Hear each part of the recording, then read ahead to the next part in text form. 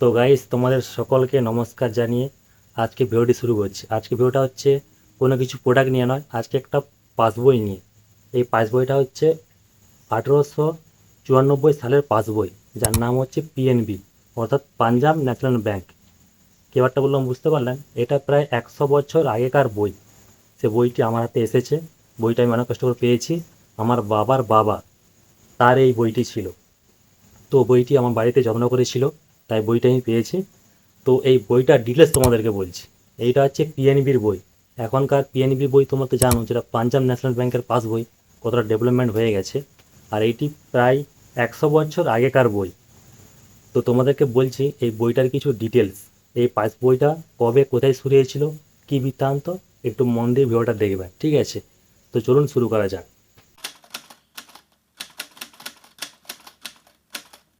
Punjab national bank অর্থাৎ PNB 1894 সালে 29শে মে register হয়ে 1895 সালে 22শে এপ্রিল তৎকালীন অবিভক্ত ভারতের লাহোরের আরানকলি বাজারের তার প্রথম কার্যক্রম ও পরিষেবা শুরু হয়।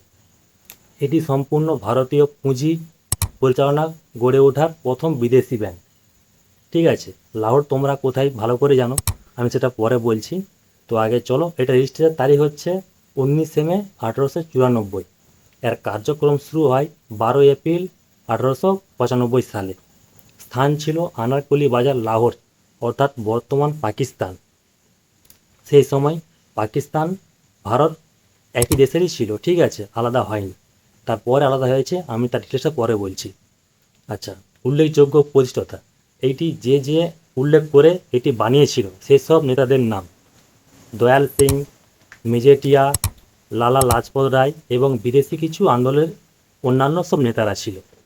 তো চলো, এটি ডিটেলস শুনলে এবার বলবো এই বইটি কে কখন প্রথম অ্যাকাউন্ট বানিয়েছিল। তো বন্ধুরা, এবার বলছি এতে কোন কোন ব্যক্তি ফার্স্ট অ্যাকাউন্ট ওপেনিং করেছিল। প্রথম হচ্ছে মহাত্মা গান্ধী, জওহরলাল নেহরুর মতো বিশিষ্ট আরও অনেক ব্যক্তি এই ব্যাংকে ফার্স্ট অ্যাকাউন্ট খোলে। আর আমার বাবা মানে আমার দাদু এই বইটিতে অ্যাকাউন্ট খুলেছিল 1940 সালে 5 টাকা দিয়ে। তাহলে ভাবুন, তখন ফার্স্ট একটা ডিপোজিট অ্যামাউন্ট রাখতে হয়। এখন যেটা বর্তমানে 100 টাকা থেকে 1000 টাকা পর্যন্ত তুমি রাখতে পারো ডিপোজিট ওপেনিং করার সময়, ফার্স্ট যখন ব্যাঙ্ক অ্যাকাউন্টটা তো আপনি খুলবেন। আর তখনকার দিনে প্রায় 5 টাকা থেকে আপনার অ্যাকাউন্ট শুরু। এখানে 5 টাকা দিয়ে এই অ্যাকাউন্টটি খোলা হয়। এই বইটার মধ্যে লেখা আছে। আপনারা কিন্তু এই বইটা গুগলে কোথাও পাবেন না, কারণ তখন কিন্তু ইন্টারনেট চালু হয়নি। 1800 খ্রিস্টাব্দে সেই সময় কিন্তু ইন্টারনেট চালু ছিল না, তার জন্য এর কিছু প্রিন্ট গুগলে আপলোড করতে পারেন। এবার বলবো যে ভারত ও পাকিস্তান এই দুটো দেশ কবে আলাদা হয়েছিল। 1947 সালে 15 আগস্ট ব্রিটিশ শাসন থেকে মুক্তি পাওয়ার পর ভারত ও পাকিস্তান আলাদা দুটি দেশ হিসেবে আত্মপ্রকাশ করে। 1947 সালের 14 ও 15 আগস্ট মধ্যরাত্রে এই ঐতিহাসিক দেশভাগ সম্পূর্ণ হয়। তারিখ: 15 আগস্ট 1947 সাল। আইনগতভাবে 14 ও 15 আগস্ট মধ্যরাত্রে, কারণ ব্রিটিশ ভারতীয় সাম্রাজ্যের অবস্থান ও ধর্মের ভিত্তিতে দুটি আলাদা দেশ গঠন করে। নেতৃত্ব: ব্রিটিশ সরকারের পক্ষে লর্ড মাউন্ট ব্যাটেন এবং ভারত পাকিস্তানের দুই নেতার এই বিভাজন প্রক্রিয়াটি যুক্ত ছিল। এইভাবেই ভারত ও পাকিস্তান আলাদা হয়ে যায়। এবার বলি আরেকটা ইম্পর্ট্যান্ট কথা। এই অ্যাকাউন্টেতে আমরা জানবেন যে পিএনবি যে নতুন আপডেট যে পাসবই, তাতে কিন্তু 16টা সংখ্যা থাকে অ্যাকাউন্ট নম্বর। এতে কিন্তু 4টা আছে। তখনকার দিনে 4টা অ্যাকাউন্ট নম্বরেই এই অ্যাকাউন্ট বইটি ওপেনিং হয়েছে। এবার গাইস একটা কথা বলি, এটা কিন্তু অনেক পুরনো বই। তো এই বই তোমরা গুগলে কোথাও পাবে না। এতে সব নাম কিন্তু ব্ল্যাঙ্ক করা আছে। এটি একটু সিকিউরিটি ব্যাপারের জন্য বইটিতে ব্ল্যাঙ্ক করে রেখেছি।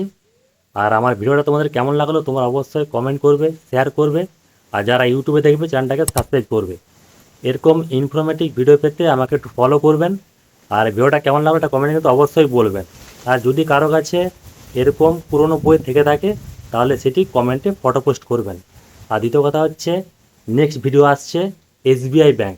আমার কাছে আরেকটি বই আছে এসবিআই ব্যাংক পুরনো, সেটাও কিন্তু অনেক ওল্ড পুরনো। সে বইটার ভিডিও আমি কালকে নিয়ে আসবো। তো সেটি পাওয়ার জন্য চ্যানেলটাকে ফলো করে রাখবেন, ঠিক আছে? ওকে চলো, জয় হিন্দ, জয় ভারত।